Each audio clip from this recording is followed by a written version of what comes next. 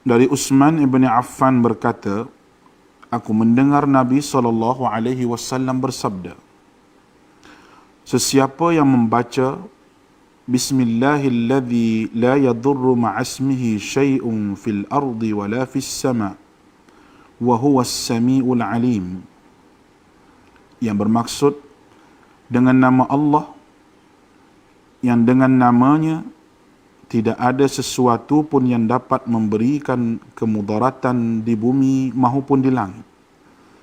Dialah yang maha mendengar lagi maha mengetahui. Sebanyak 3 kali, maka dia tidak akan ditimpa bala yang datang secara tiba-tiba sehingga subuh.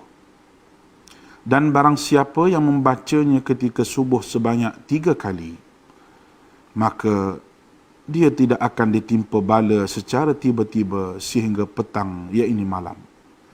Hadis rawahu Abu Dawud menurut Syekh Syu'ib Al-Arnud. Hadis ini adalah hasan.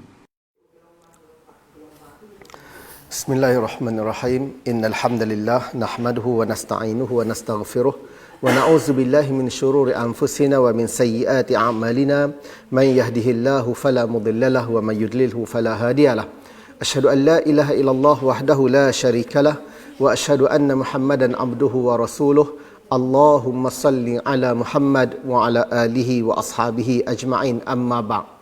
Assalamualaikum warahmatullahi wabarakatuh. Alhamdulillah, kesyukuran dipanjatkan kepada Ilahi kerana dengan limpah kurnianya kita bersiaran lagi dalam program tuition online Perlis Mengaji pada hari ini.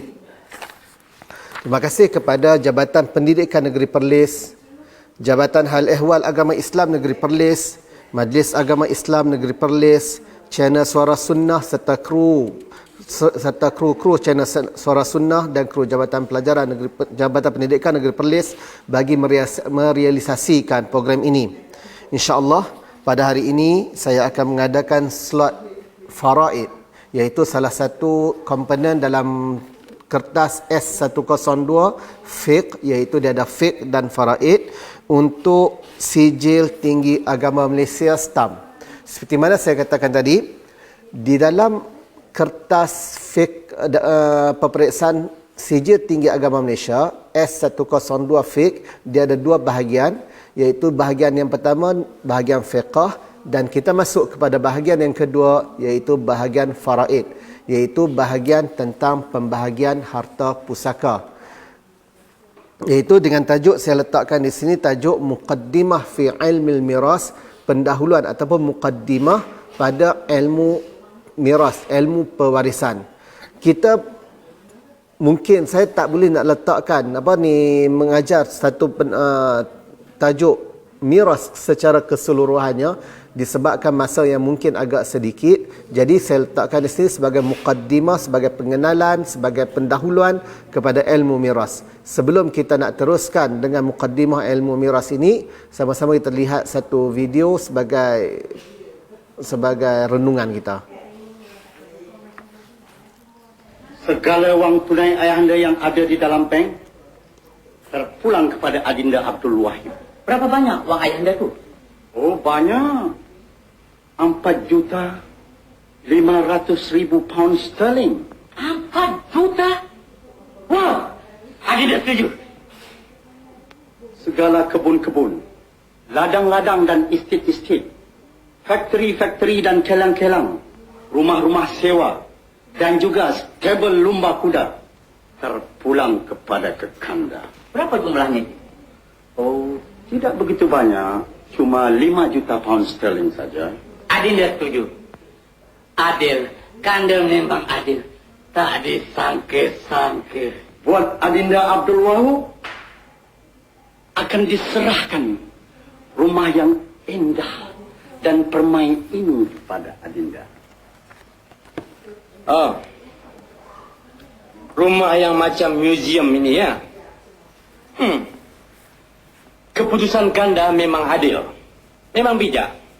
Kanda berdua memperolehi 5-6 juta pound sterling tiap-tiap seorang, dan Adinda hanya dapat sebuah rumah yang bakal runtuh lagi 2-3 tahun. Yang bagus. Ini tidak adil. Kalau nak diturutkan, Adinda 1 sen pun tak boleh dapat. Sebab Adinda lah yang menyebabkan kematian ayahanda. Ya. Adinda kan tahu yang ayahanda tidak mau pergi ke hospital. Mengapa Adinda sebutkan pasal hospital? Oh, sebut pasal hospital saja, harta semua kena potong ya. Dinda tak sangka yang Kanda berdua mempunyai hati yang sungguh tusuk. Baiklah, Kanda boleh ambil semua harta Ayahanda. Adinda tidak mau 1 sen pun. Tapi ingat,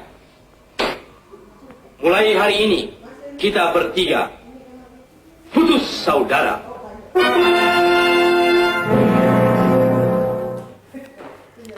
Okey, yang tu antara kita katakan video berkaitan dengan tidak mengikut pembahagian harta pusaka yang sebenarnya menurut Islam. Jadi kalau kita katakan Islam dia letakkan satu undang-undang yang sangat cantik, iaitu sistem faraid ataupun miras, sistem pembahagian harta pusaka. Kalau kita tak ikut sistem pembahagian harta pusaka ini, seperti mana yang dikatakan tadi, yang dikatakan oleh Tan Sri Allahyarham P. Ramlee tadi, tidak adil, hati busuk, lepas tu apa yang katakanlah sekali, putus saudara. Itu kita katakan antara kepentingannya. Kita lihat kepada tajuk kita yang mula-mula tentang ilmu miras ini. Ilmu miras iaitu qawaid yu'rafu biha nasib kulla mustahiqin fit tarikah. Iaitu dikatakan ilmu miras itu, yang ni satu takrif, ilmu satu benda yang penting, qawaid, kaedah yu'rafu biha nasib kulla mustahiqin fit tarikah. Untuk mengetahui dengannya bahagian-bahagian untuk setiap orang yang berhak di dalam pewarisan, di dalam peninggalan. Maksud dia, kalau kita katakan adalah kita punya adik-beradik meninggal dunia, ayah ke, anak ke, kita sebagai pewaris, kita nak dapat harta tu macam mana, kita nak tahu dengan kaedah-kaedah dia. Kaedah ayah dapat apa ni, anak dapat berapa, ayah dapat berapa, abang dapat berapa, isteri dapat berapa. Yang tu nama dia, kaedah itu nama dia qawaid. Qawaid yu'rafu biha nasib kulla mustahiqin fit tarikah. Yang tu kita katakan antara poin penting yang kena pelajar-pelajar hafal. Okey. Seterusnya faraid. Yang tadi kita katakan ilmu miras. Yang tadi ilmu miras.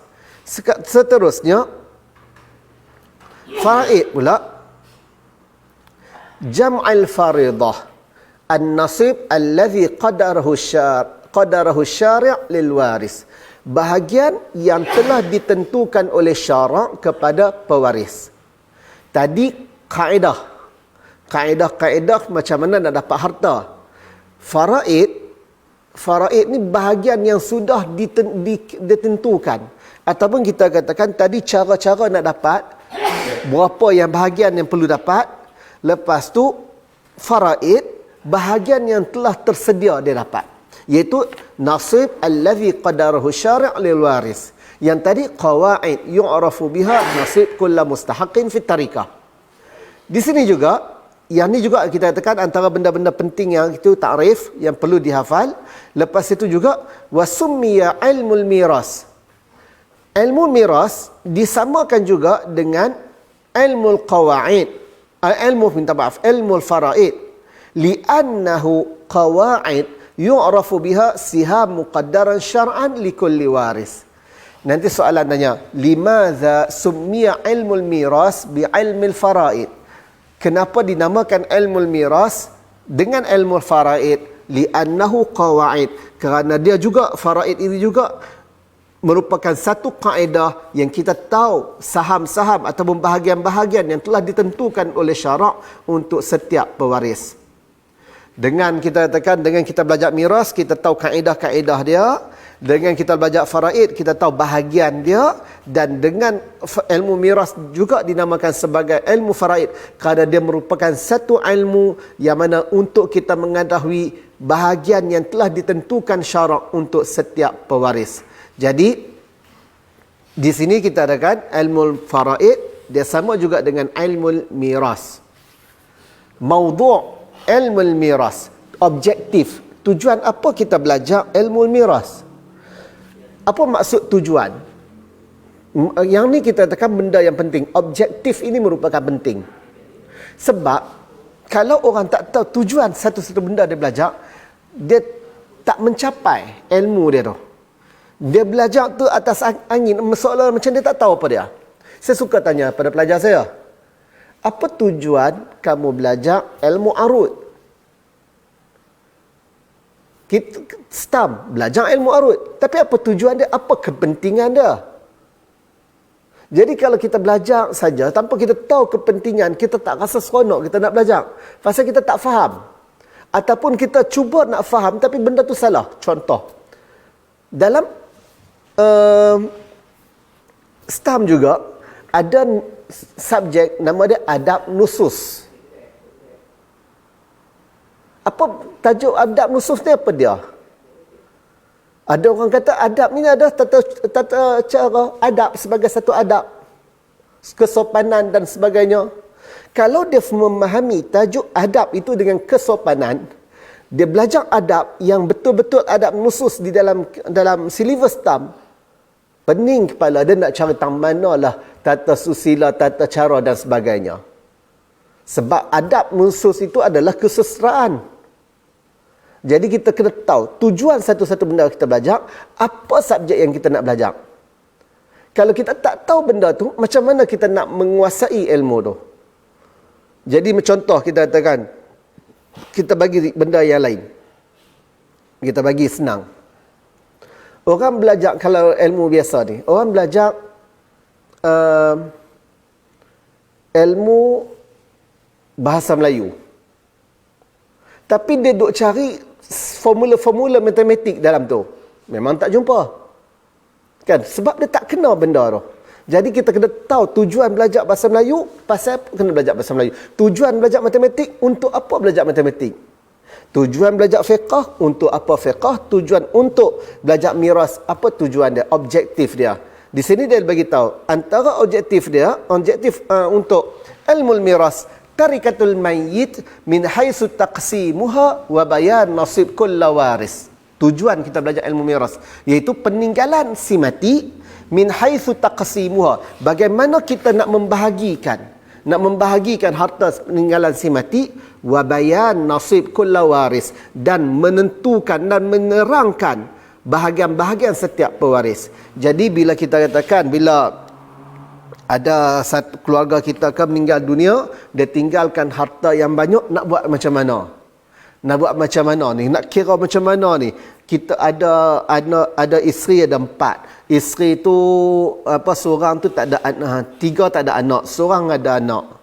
Jadi nak bahagi macam mana? Mak dia ada, anak tiri ada.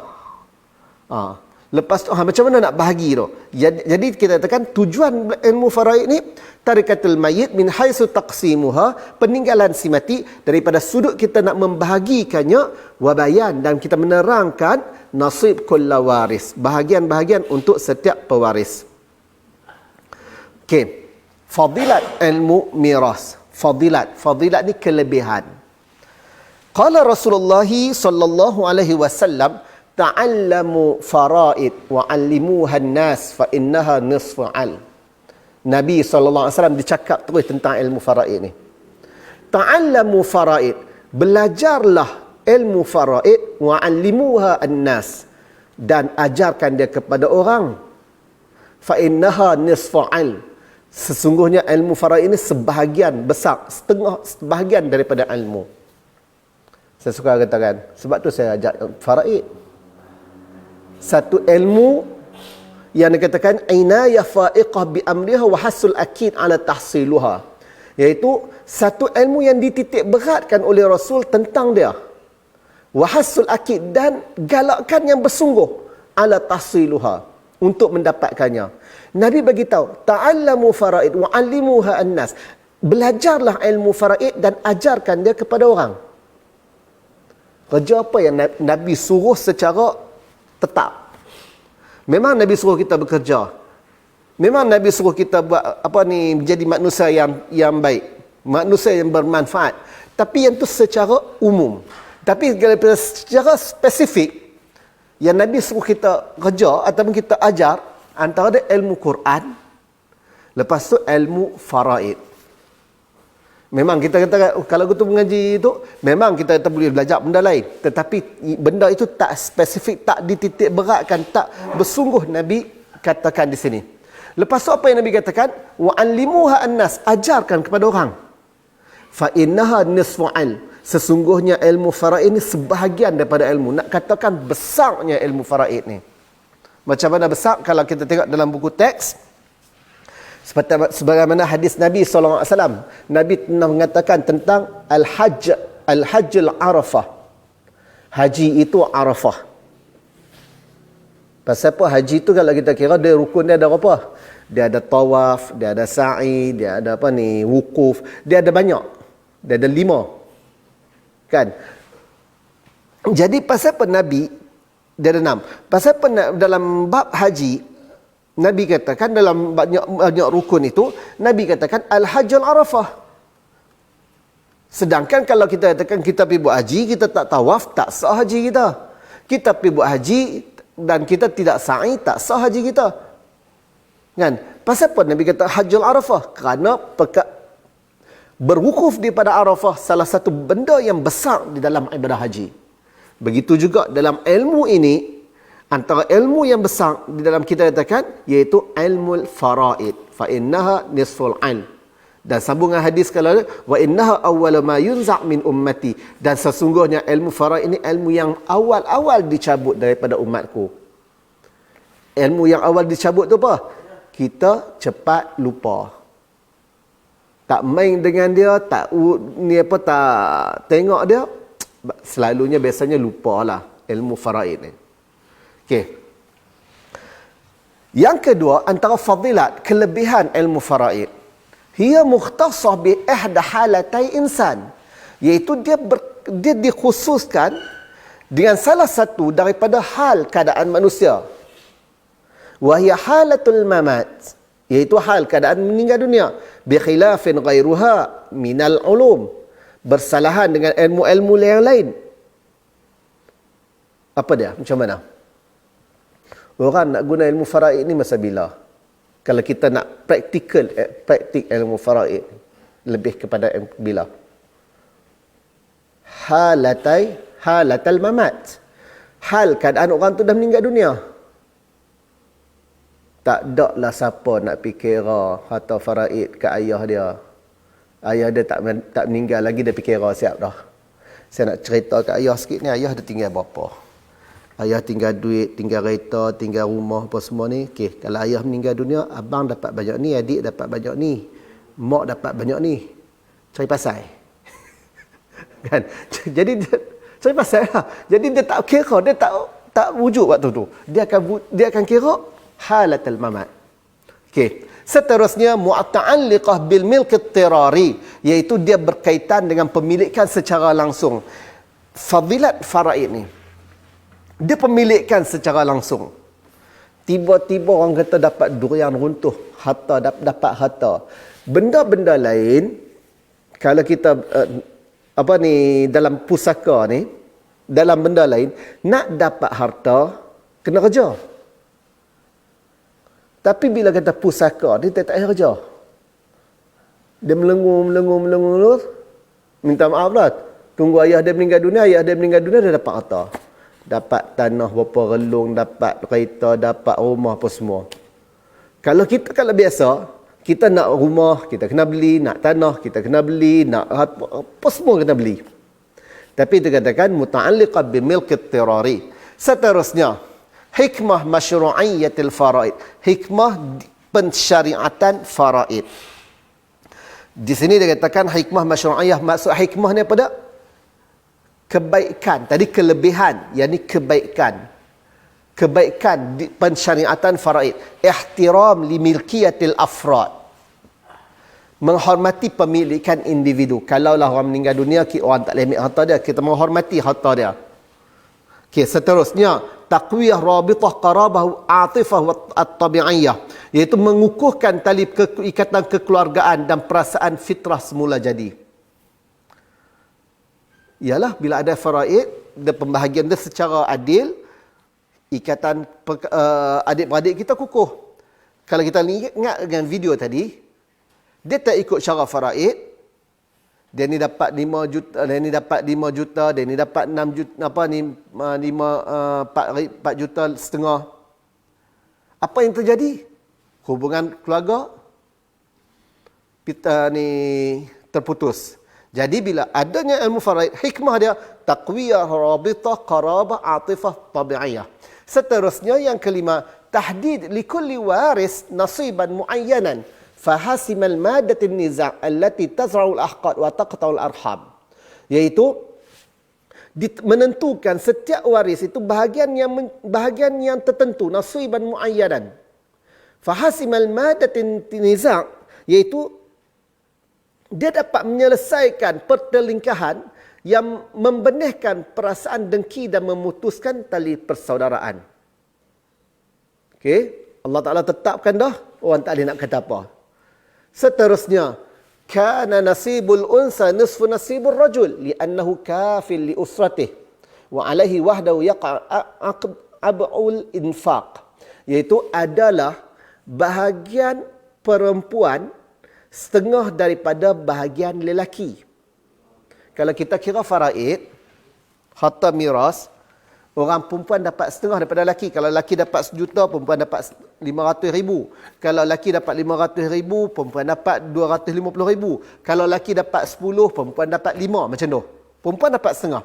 Li'annahu, kerana lelaki itu kafil li usrah. Lelaki itu dia nak menanggung keluarga dia. Okay, wa alaihi wahdah, dan dia juga seorang dia lah, dia nak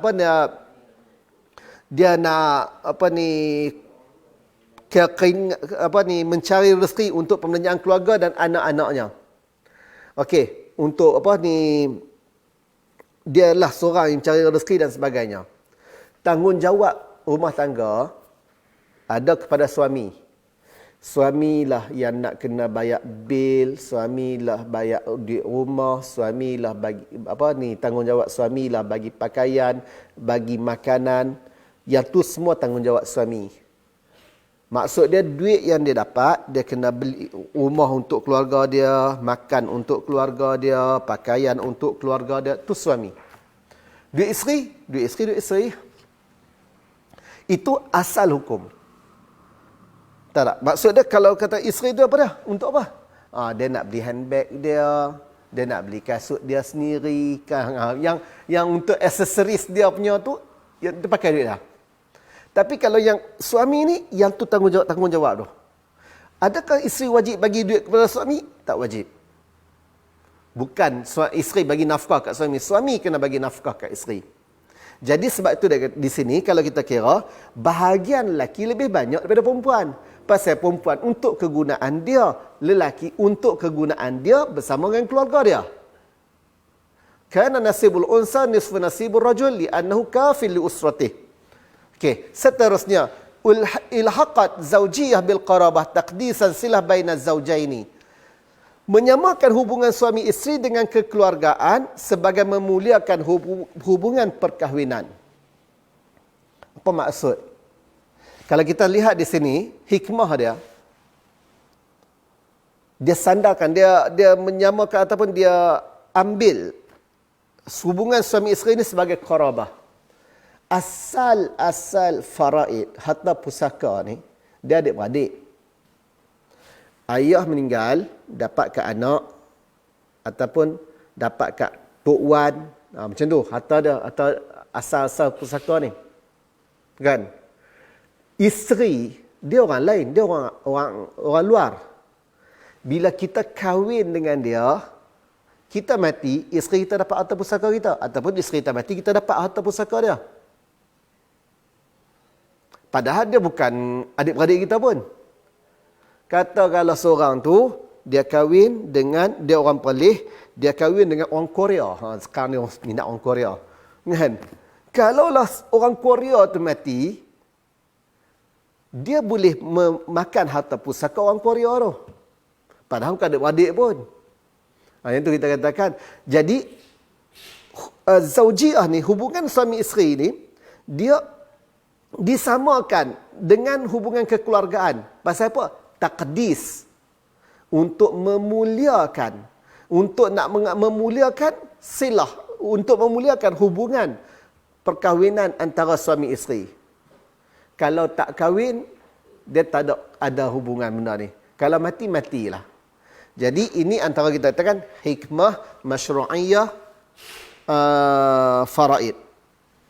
Jadi kita kena ingat benda ni lebih kurang fadilat dia dengan hikmah dia. Fadilat kelebihan faraid, iaitu satu ilmu yang dititik beratkan, yang dia ilmu yang dikhususkan halatul mamat. Lepas tu milk tirari, manakala hikmah dia ada 5. Jadi untuk benda ni, kalau kita katakan untuk hafalan periksa, di sini ainaya fa'iqa bi amriha wa hasul aki ala tahsiluha. 1, ia mukhtasah bi ahda halatil insan wa hiya halatul mamat. Cukup. Bi khilafin, ni bukan yuqal. Bi khilafin apa semua ni, kulah nak hafal ke tak hafal, suka. Hiya muta'alliqa bil milk tirari. Lepas tu hikmah masyru'iyatil faraid, ihtiram li milkiyatil afrad, taqwiyah qarabah, taqwiyah rabitah qarabah. Boleh sampai kat sini pun boleh. Lepas tu tahdid li kulli waris nasiban muayyana fa hasima madatin niza'. Cukup sampai kat sini. Dan seterusnya, kana nasibul unsa nisfu nasibur rajul li'annahu kafil li usratihi. Cukup. Ilhaqat zawjiyah bil qarabah taqdisan silah baina zawjaini. Untuk hikmah masyru'iyah cukup hafal 3 daripada 5. Untuk fadilat terpaksa ambil semua. 3 tu. Hikmah dia ada 5, pandai-pandailah, pilihlah mana satu, cukup hafal 3. Ini untuk teknik apa kita katakan tak jawab soalan. Kita sebagai ni kita tengok adalah orang-orang dulu dia buat sedikit lagu sebagai dia nak menghafal, kita dengar sedikit lagu ni.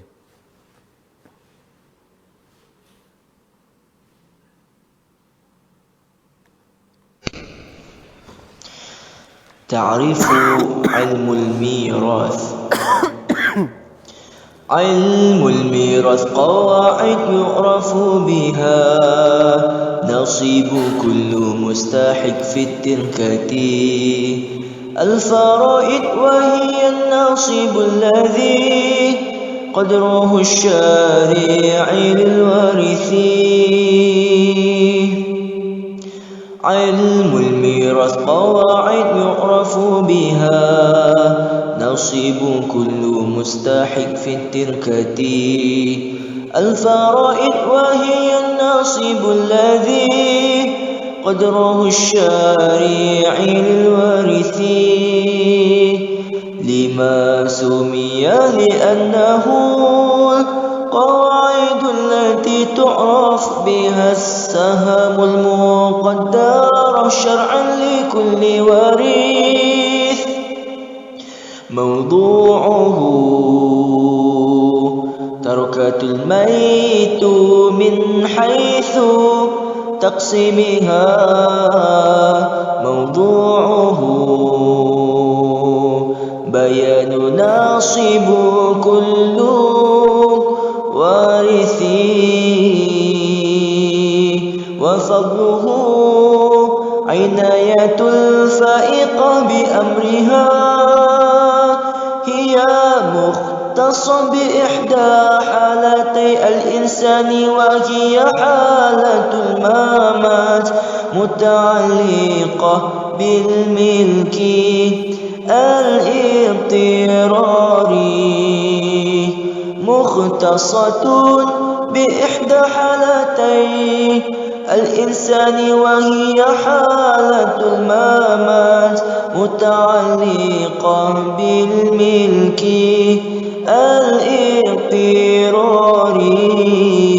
الاضطراري. حكمة مشروعية الميراث احترام لملكية الأفراد لأمس الناس قرابة للميت حسمه مدة النزاع حكمة مشروعية الميراث احترام لملكية الإفراد لأمس الناس قرابة للميت حسمه مدة النزاع كان نصيب الأنثى نصف نصيب الرجال لأنه الكافل لأسرته تقديس للصلة بين الزوجين الحق الولاء بالقرابة اعترافا بالجميل. Okey. Kalau boleh dengan apa? Boleh hafal lah lagu tu dengan lebih kurang masa lebih kurang 4 minit tadi.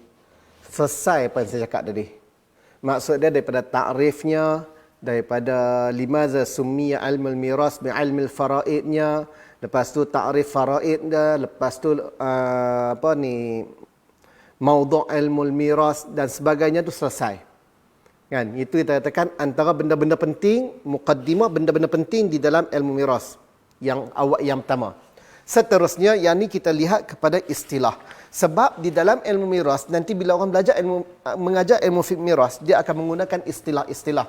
Dan kebiasaannya istilah-istilah ni dia masuk di dalam peperiksaan dan pelajar banyaknya kadang-kadang dia terkeliru. Apa ni maksudkan dengan sahibul far, ashabul furud dan sebagainya. Apa ni furudul muqaddarah dan sebagainya. Kita lihat satu-satu. Bila dikatakan ilmu miras, dia kata ada istilah yang awal takrifnya sahibul far. Sahibul far. Tuan fardu. Fardu tu apa dia? Nanti kita bincang. Tuan fardu. Maksudnya orang yang mendapat bahagian-bahagian. Fardu ni maksudnya bahagian-bahagian. Pasal dalam ilmu miras ni ada orang yang dapat 1/2. Ada orang yang dapat 1/4. Ada dapat 1/6. Ada dapat 1/8. Ada dapat 2/3. Jadi orang yang dapat 1/2 yang tu nama dia sahibul far. Orang yang dapat 2/3 yang tu nama dia sahibul far. Iaitu dia kata sini man huwa lahu nasib muqaddarun fi syar'. Iaitu siapa saja yang baginya bahagian-bahagian yang telah ditetapkan, muqaddarun yang telah ditetapkan pada syarak. Orang maksudnya orang yang dapat bahagian yang ditetapkan oleh syarak. Lepas tu dalam ni juga sahibul far dia orang yang dapat nasib muqaddarun, bahagian yang telah ditetapkan, muqaddarun. Seterusnya al-asib bin nafsih. Asib bin nafsih ni asabah. Orang kata asabah dengan diri dia. Orang ni dapat asabah. Maksudnya dia tak ada bahagian ni ditetapkan. Dia apa dia? Takrif dia man ya'khuz ma abqathu ashabul furud. Sesiapa yang mengambil baki daripada ashabul furud. Tadi sahibul far ataupun ashabul furud dia dapat dah, dia ada bahagian tertentu dah. Dia dapat 1/2, dia dapat 1/6, dapat 2/3. Tapi al-asib bin nafsih dia ambil baki. Dapat 1/2 ke tak? Tak, tak tentu. Dia ambil baki. Kalau ada dia ambil baki ya. Wa indan firat yahuzu jami'al mal. Jami'ul mal. Kalau dia seorang-seorang dia akan ambil semua. Wa in istaghraqatil furud tarikah fala syai'a lahu. Kalaulah berlebih ataupun tenggelamnya fardu-fardu pada peninggalan si mati fala syai'a lahu. Dia tak dapat apa. Pasal apa? Asib bin nafsih ni orang yang dikira last, dikira kemudian. ada baki dia ambil. Kalau tak ada orang nak ambil, dia ambil. Kalau orang ambil ke semua, dia tak dapat apa. Jadi kalau soalan periksa selalu kadang-kadang dia tanya, ma hukmu al-asib bin nafsih? Apakah hukum asib bin nafsih ni? Man ya'khuz ma abqathu ashabil furud. 1, 2 markah. Wa indan firat yahuzu jami'al mal. 2 markah lagi. Wa in istaghraqatil furutil tarikah fala syai'a lahu. 2 markah lagi. Di sini ni orang boleh buat satu soalan dengan 6 markah. Dia boleh jadi ta'rif. Ma huwa al-asib bi nafsih? Al-asib bi nafsih huwa man ya'khuz ma abqahu ashabil furud wa indan fi ra'yahu jami'al mal wa in istaghraqatil furud fala tarikah fala syai'a lahu. Kalau dia soalan itu kalau dia tanya ta'rif, itulah jawapannya. Berkemungkinan kalau soalan ta'rif rugi sikit, mungkin 2 markah. Pasal soalan ta'rif dia mengikut 2 markah aja. Tapi kalau dia tanya ma hukmu al-asib bin nafsih, yang ni lah 3 benda ni, dapat 6 markah. Satu kenyataan dia boleh buat 2 soalan. Satu soalan ta'rif, satu lagi soalan hukum. Hukum dia man ya'khuz ma abqathu ashabil furud. Sesiapa yang mengambil baki daripada ashabil furud. Wa indan firat, kalau dia seorang-seorang, yahuz, membolot jami'al mal, dia ambil semua harta. Wa in istaghraqatil furud, kalaulah orang yang ambil bahagian fardu tadi tu dah lebih, fala syai'a lahu, maka dia tak dapat apa. Itu al-asib bin nafsih. Okey. Jadi saya ulang balik, sahibul fard, orang yang dapat pecahan-pecahan ni tadi, asib bin nafsih dia tak ada pecahan. Dia kalau kita kira dalam faraid, dia akan bubuh huruf ain ataupun asabah saja. Okey, al-huquq al-muta'alliqah bit tarikah. Hak-hak yang berkaitan dengan peninggalan. Maksud dia, kalaulah seorang tu meninggal dunia, apa yang kita perlu buat dekat dia? Kalau kita katakan tiba-tiba dalam keluarga kita ada orang yang meninggal dunia, kita nak buat apa? Tengok saja. Nak kira harta pusaka dulu. Mayat duduk di rumah tu. Okey, dia tak sini. Bitakfinihi wa tajhizihi min ghaira israf wala taqsir. Ejaan salah. Israf. Alif ada alif di situ. Okey. Takfidul mayit wa tajhizihi. Kita kafankan mayat dan kita menguruskan jenazah. Maksudnya jenazah tu kalau ada orang meninggal dunia, mula-mula kita uruskan jenazah dia dululah. Jangan duk kira harta lagi. Min ghair israf, tanpa kita membazir. Wala taqsir, dan jangan juga tanpa kedekut. Ni nak beli kain kafan, nak beli kain yang paling murah, ataupun nak kain-kain kat rumah dia pakai kain pelikat dia banyak, kita pakai kafan dengan kain pelikat dia ajalah, siapa nak guna. Jangan kedekut, jangan membazir. Beli kain kafan paling mahal, beli kandar paling mahal, tak. Yang pertama, takfinul mayyit wa tajhizih. Okey, di sini maksudnya mayit. Takfinul mayyit wa tajhizih. Jadi, kalau nak jawab, kalau dengan ma huququ al-muta'alliqah bit tarikah, yang pertama, takfinul mayyit wa tajhizi, cukup, memadai. Nak jawab min ghair israfin wala taqsir, ikut suka. Tapi kalau kita katakan poin di dalam peperiksaan, cukup takfinul mayyit wa tajhizi. Yang kedua, kita dah simpan dia dah, keluarga kita dah, orang yang dekat dengan kita yang meninggal tu dah simpan, dah meninggal dunia, kita simpan dia. Apa yang kita nak buat? Yang kedua, tuqda duyunahu, bayar hutang-hutang dia dalam silver stamp yang tu. Cukup kita fikir bayar hutang. Sekeluar sikit pada silver stamp. Kita kena ingat hutang orang mati ni. Dia ada 2. Satu hutang dengan Allah, satu dia hutang dengan manusia. Kena bayar tak? Okey. Kita tengok hutang dengan Allah. Hutang dengan Allah, apa maksud hutang dengan Allah? Mungkin masa dia masa dia hidup tu dia tak puasa, disebabkan dia sakit dia tak puasa. Kena bayar fidyah. Mungkin masa tu dia tak dan nak bayar zakat, dia kaya dia tak bayar zakat. Mungkin dia tak pernah pergi haji, tu hutang dengan Allah. Okey. Hutang dengan Allah ni dia ada pecah pula pada dua. Mula-mula kita kata hutang pecah pada dua. Hutang kepada Allah, hutang kepada manusia. Hutang kepada Allah dia pecah kepada dua. Apa maksud pecah pada dua hutang pada Allah ni? Nak bayar ke tak ni? Macam mana? Wajib bayar tak? Dia pecah pada dua. Wajib bayar kalau yang meninggal dunia tu dia nak buat masa hidup dia tapi tak tercapai. Tapi kalaulah dia ni masa dia hidup dia tak ada niat pun nak buat. Sebahagian pendapat tak payah duk bayar.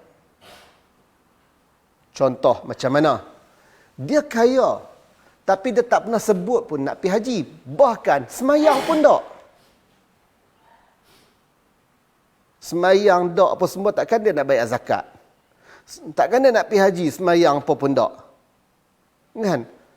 Dia mati. Dia ada hutang semayang dengan Allah Ta'ala, dia ada hutang zakat dengan Allah Ta'ala, dia ada dia tak pergi haji dan sebagainya. Satu lagi orang, dia teringat, dia kata dia nak apa ni, aku ni zakat hari tu aku ada hutang ni zakat tak ni, ataupun dia kata nak pergi Mekah tapi orang haji pula kena tangguh tahun ni, bila lah nak boleh pergi haji. Yang tu dia ada hati dia nak pergi. Yang ada hati, yang ada niat, teruskan bayar. Tapi kalau yang tak ada langsung sebut dan dia tak ada teringin langsung untuk ibadah dengan hutang kepada Allah ni, dia nak menyelesaikan, sebahagian pendapat kata tak payah duk bayar. Sebab innama a'malu binniyat, sesungguhnya setiap amalan itu dengan niat. Dia tak ada niat pun, jadi duit tu untuk waris. Okey, hutang kepada manusia. Yang ni bukan silver stamp lah, saya cerita untuk percambahan. Dia pecah pula pada dua.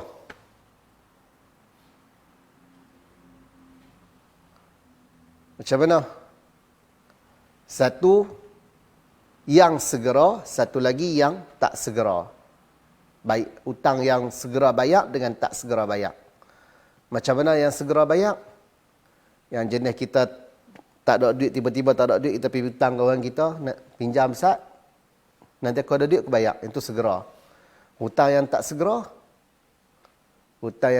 tu beli kereta, bayar sebulan 500. Yang tu yang tak segera. Yang segera memang kena teruskan. Yang tak segera, sebahagian pendapat kata, terbatalnya yang tak segera tu, maksudnya dia kena langsaikan. Waris kena langsaikan dan menjadi harta pusaka. Kalau waris tak mau langsaikan, serah balik kepada orang yang mereka berhutang. Tu hutang. No? Jadi, tuqda duyun, menyelesaikan hutang. Okey. Seterusnya, tu kita tak cerita lagi. Kalau orang berhutang kan dia. Kan? Ada pendapat kata tak payah duk tuntut. Yang tu tak payah ni lah. Pasal apa? Sebab tu kalau kita tengok orang, bila orang meninggal dunia, orang kata ni saya waris kepada sekian, kalaulah si Pak Long ni meninggal dunia, Pak Long ni ada hutang, tolonglah jumpa dengan kami waris-waris untuk bayar hutang dia. Tapi taklah perkataan. Kalau siapa yang berhutang dengan Pak Long ni, tolong jumpa saya untuk bayar balik hutang Pak Long. Tak ada kan? Tapi dia suruh Pak Long tu waris bayar hutang Pak Long, tapi siapa hutang Pak Long tu orang tak minta kan. Yang tu ada bincang dia kepada kita ni. Kita skipkan benda dah. Tanfizul wasaya. Yang kedua, yang ketiga, Tanfizul wasaya, mula-mula kafankan dia, yang kedua bayar hutang, yang ketiga tanfizul wasaya, melaksanakan wasiat-wasiat dia, tidak melebihi 1/3 harta.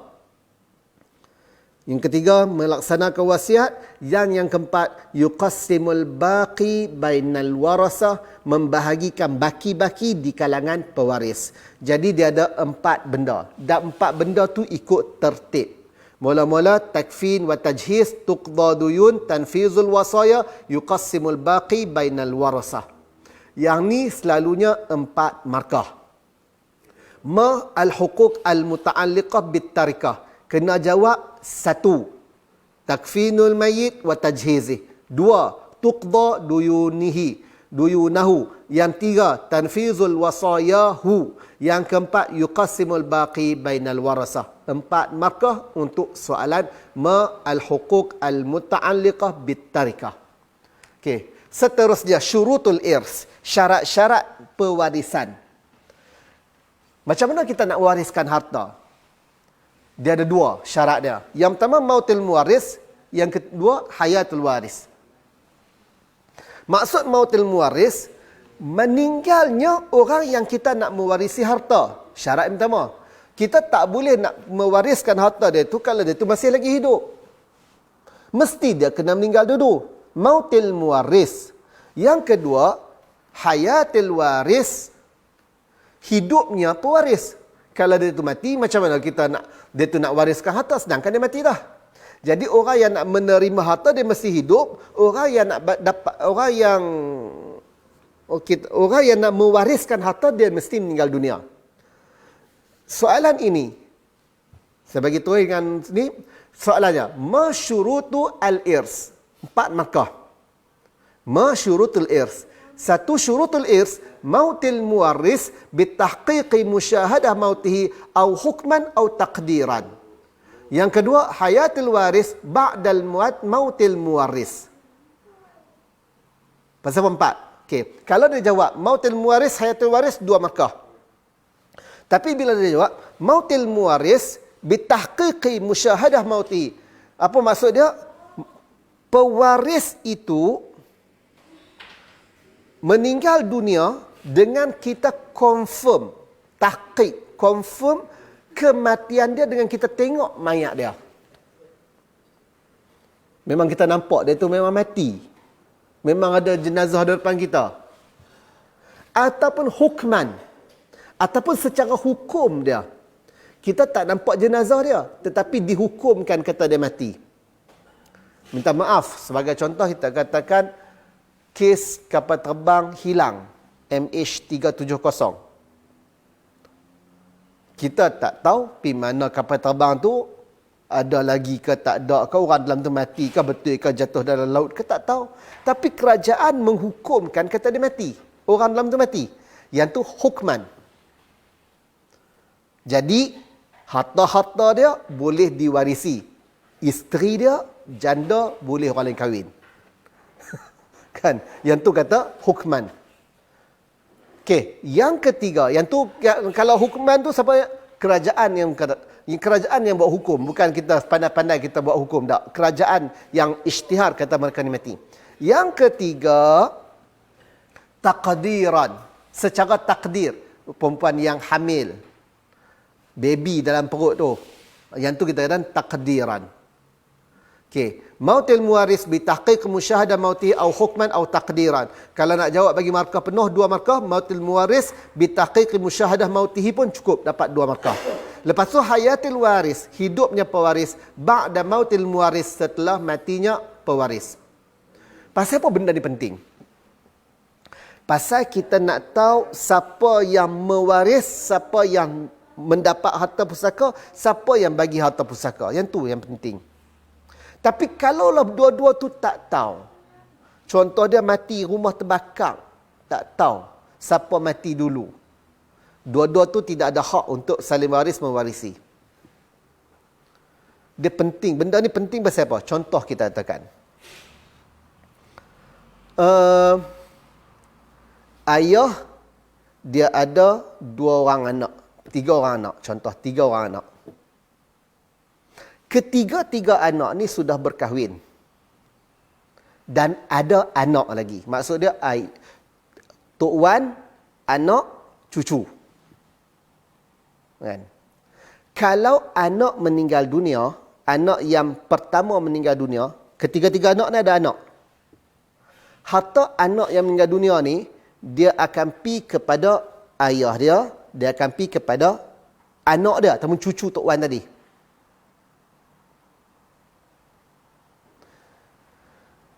Kalaulah ayah yang meninggal dunia lu, Tok Wan meninggal dunia lu, dia ada 3 orang anak. Harta Tok Wan akan pi kepada 3 orang anak dia. Cucu-cucu tu tak dapat. Okey. Apa kesan? Kalau ayah meninggal dunia, bukan Tok Wan, ayah meninggal dunia, harta ayah, dia pi kepada Tok Wan, dia pi kepada anak, cucu. Tapi, kalau Tok Wan meninggal dunia, harta lepas, pertama, orang kita katakan, mula-mula ayah anak meninggal dunia, lepas tu ayah meninggal dunia. Harta Tok Wan itu dia akan pi kepada anak-anak pula. Masa nak guna ni sikit, guna apa? Guna contoh ni.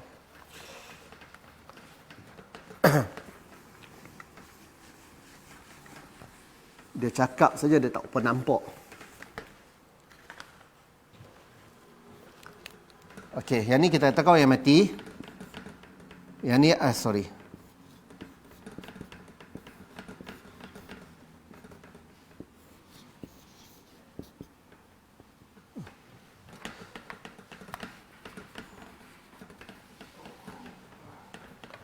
Anak lelaki, anak lelaki, anak lelaki.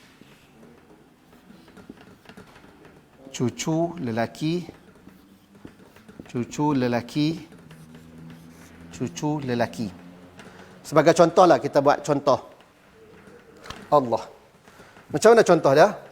Katakanlah yang ni mati dulu. Dia ni mati dulu. Harta dia ni akan mai kepada ayah, akan mai kepada anak dia. Lepas dia ni mati pula. Harta-harta dia ni, katakanlah yang ni dia tinggalkan 100,000. Pikat dia ni. Pikat dia ni dapatlah dalam apa? Berapa? 1/6. Kita katakan lebih kurang lah. Kita katakan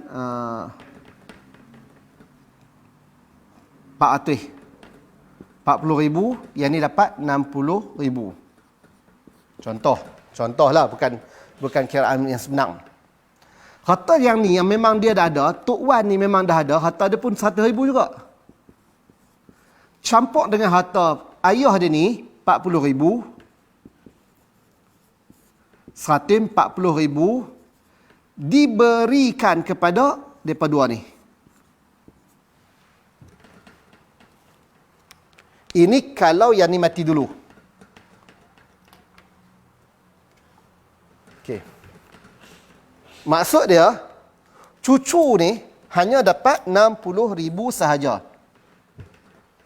Tapi kalaulah yang ni mati dulu, ni cerita siapa mati dulu, Do mati dulu. Okey. Dia ni mati dulu. Harta yang 100,000 tadi bagi kat depa 3 loh. Maksud dia ni dapat 330,000 lebih kurang. 330,000. 330,000. Lepas tu, yang ni pula mati. Dia dah tinggal 100,000 lah. Tambah 100,000 lagi. Untuk ni. Jadi, cucu dia ni akan dapat 430,000 untuk cucu lelaki. Yang tu yang katakan pentingnya nak tahu siapa mati dulu dalam hal ini. Sebab hak pewarisan. Kalau kita katakan, kalau dalam kes ini, kalau ayah budak-budak ni meninggal dunia dulu, rugi. Pasal harta-harta dia akan main ke sini, akan naik ke sini, dan sini akan bahagi pada dua. Tapi kalau Tok Wan dia mati dulu, daripada ayat ni kan, Tok Wan dia mati dulu, harta Tok Wan bagi kepada mereka tiga ni, lepas tu 330,000 lah silap. Yang ni 33,000 ya, silap. 33,000. Maksud dia 33,000 campur ni dah dapat 130,000. Daripada 60,000 setengah lari lebih. Bila Tok Wan dia mati dulu, harta Tok Wan ni akan mai kepada tiga ni, lepas tu harta ayah ni akan terus dapat kepada anak lelaki akan dapat pada cucu ni semua. Tu nak katakan kepentingan nak tahu syarat pewarisan itu hayatul waris ba'dal mautil muwaris, siapa yang mati dulu untuk hak pewarisan harta. Okey.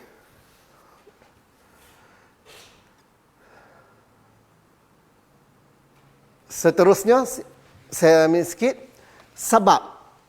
Yang tadi syarat pewarisan. Yang ni sebab. Sebab apa nak waris? Lughatan ma yatawassal ila ghairihi, apa yang menyambung kepada yang lain. Tu maksudnya sebab. Lughatan sebab bahasa. Istilahan ma yalzimu min wujudihil wujud wala yalzimu min adamihi adam. Ta'rif hafal. Apa yang mesti adanya dia adanya hukum, tiadanya dia tiadanya hukum. Maksud dia sebab ni ada dia adalah sebab benda tu. Tak ada dia, tak ada lah benda tu. Jadi sebab di sini dia letakkan sebab sababul irs. Qarabah, nikah, mualat. Iaitu qarabah adik-beradik, sebab waris. Kalau kita tak ada adik-beradik, macam mana kita nak mewariskan harta dia? Okey. Nikah, kahwin yang kita katakan tadi. Kalau tak kahwin, macam mana nak dapat harta pusaka dia? Mualat, yang ni minta maaf saya letakkan benda ni, sepatutnya dia padam dah. Mualat ni bekas hamba. Bekas tuan hamba. Jadi benda ni kalau dalam peperiksaan nanti cuma jawab dua saja, qarabah dengan nikah. Yang ni tak ada dah dalam silibus baru, dia tidak ada dah mualat ini. Pasal dia tidak relevan pada zaman sekarang. Jadi silibus sudah memadamkan mualat tu. Last sekali saya ambil sikit al-mustahiquna lit-tarikah. Orang-orang yang berhak mendapat harta pusaka. Orang yang berhak dapat harta pusaka. Ashabul furud, yang orang yang dapat tadi pecahan-pecahan. Lepas tu asabah nasabiyah, asabah sababiyah. Asabat ni maksudnya asabah yang menghabiskan harta secara nasab, menghabiskan harta secara sebab. Asabah muqtik, raddu ila zawil furud, kembali kepada ashabil furud. Zawil zur arham, adik-beradik yang memang tak dapat harta pusaka pada asalnya, tapi pasal tak ada orang lain boleh dapat kat dia. Al-muqirru lahu bin nasab, orang yang mengaku adik-beradik. Man awsa lahu bima zada ala sulus, orang yang diwasiatkan lebih pada 3 baitul mal. Yang ni maksud dia orang yang berhak mendapat harta pusaka. Dia ikut tertib. Mula-mula ashabul furud. Habis tu yang kedua asabah an-nasabiyah. Selalunya dekat dua ni je. Tapi kalau yang lah sampai lah baitul mal apa semua ni jarang. Kok lah dia tu seorang-seorang dia pergi ke mana Poland ke negara yang tak ada orang Islam. Lepas tu dia meninggal dunia, tak ada adik-beradik, tak ada ashabul furud apa semua, dia pun tak kahwin, barulah dia pergi ke baitul mal. Untuk al-mustahiquna lit-tarikah ni ingat 6 daripadanya. Maksud dia ashabil furud, ashabah nasabiyah, ashabah sababiyah, zul arham, muqir bin nasab, baitul mal. Ikut cendulah. Ambillah daripada sini, pilihlah 6 tapi ikut tertib. Jangan tak ikut tertib, tak ikut tertib kira salah.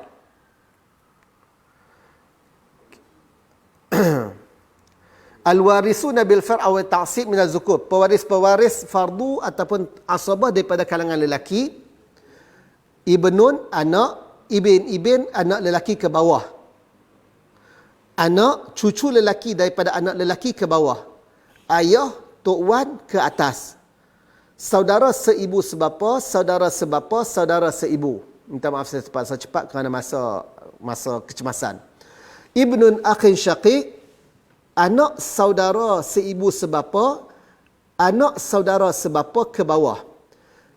ayah saudara seibu sebapa, ayah saudara sebapa ke atas.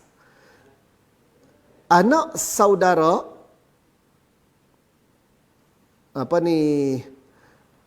anak saudara sepupu seibu sebapa ke atas, suami. Yang ni yang lelaki. Manakala yang perempuan, anak perempuan, cucu perempuan daripada anak lelaki ke bawah, ibu, nenek sebelah ibu, nenek sebelah bapa dan ke atas. Saudara perempuan seibu sebapa, saudara perempuan sebapa, saudara perempuan seibu, isteri. Kok mana saudara-saudara seibu sebapa apa teman? Kalau saudara seibu sebapa, mak adik-adik kita. Kalau saudara sebapa, ayah kita tu kahwin banyak. Jadi anak dengan mak lain tu nak jadi saudara sebapa. Kalau saudara seibu, mak kahwin banyak. Kan? Yang tu saudara seibu. Okey, dia punya rajah dia lebih kurang macam ni lah. Last sekali, kita katakan si mati, anak laki, anak perempuan, anak laki, yang ni yang boleh dapat harta pusaka. Saudara laki kandung, seibu sebapa, saudara laki sebapa, saudara laki seibu. Ni saudara perempuan kandung, saudara perempuan sebapa, saudara perempuan seibu. Kalau saudara perempuan ni dia tak kira tak ada anak dah lah. Kalau laki baru dia kira anak. Lepas tu mak, tok sebelah mak, nenek sebelah mak, datuk sebelah mak, ayah, nenek sebelah ayah, datuk sebelah ayah. Lepas tu saudara ni ayah saudara kandung, ayah saudara sebapa. Lepas tu dengan yang ni maksudnya sepupu kepada yang meninggal dunia. Kalaulah semua ni hidup, yang dapat harta pusaka tu siapa dia? Kalau semua ni hidup, satu mak, yang kedua bapa, yang ketiga anak perempuan, yang keempat anak lelaki, dan seterusnya suami ataupun isteri. Maksudnya 5 golongan tu sahaja. Yang lain-lain ni tengok saja. Tak? Pasal mereka ni terhalang dah dengan mereka tadi. Okey. Cukup dulu untuk kali ni. InsyaAllah rasanya sekian dulu untuk kali ini. Kalau ada peluang kita mungkin akan jumpa lagi, tapi dah sekolah pun nak buka, masing-masing kita jumpa di sekolah. Dan akhir sekali pesanan saya, #hapuskan COVID-19, #terima kasih frontliner, dan #Perlis Mengaji Tuition Online. Assalamualaikum warahmatullahi wabarakatuh.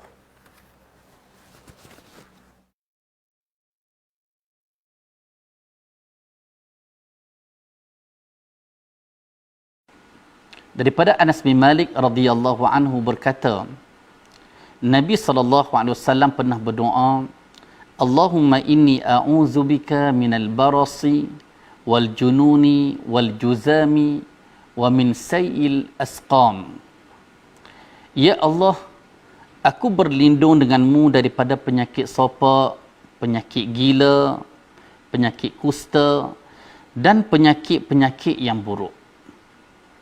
Hadis diriwayatkan oleh Al-Imam Abu Dawud dengan sanad yang sahih.